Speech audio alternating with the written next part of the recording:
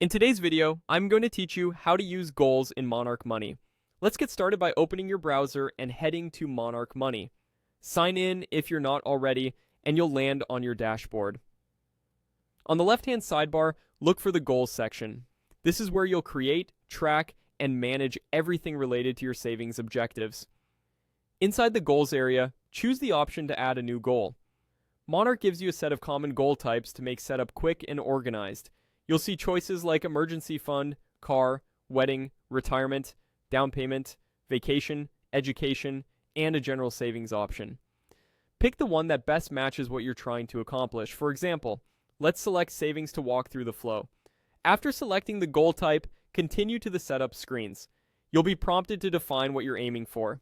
This means entering a clear goal name, a target amount, and a target date.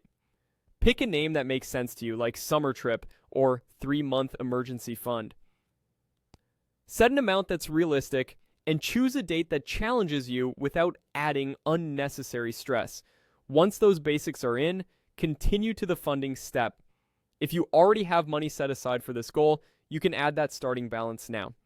You'll be asked to select the account where those funds currently live. This helps Monarch track progress accurately without double counting your money. If your accounts are connected, simply select the right one. If not, choose the account you use for savings. Next, continue to your monthly contribution plan. Here, Monarch asks how much of your monthly income you want to allocate to this goal. Enter an amount that fits your budget after essentials and other obligations.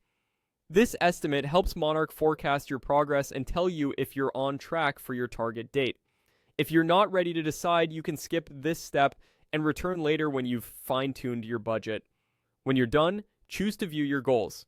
You'll see your new goal with its current balance, target amount, and timeline. From here, you can monitor progress, make adjustments to the date or amount, and update contributions as your situation changes. A helpful tip: if your timeline looks tight, reducing the target or extending the date can keep you motivated and consistent. That's it. You've created a goal, added any existing savings, set a contribution plan, and reviewed everything in one place. Keep checking back to stay on track and celebrate your milestones along the way.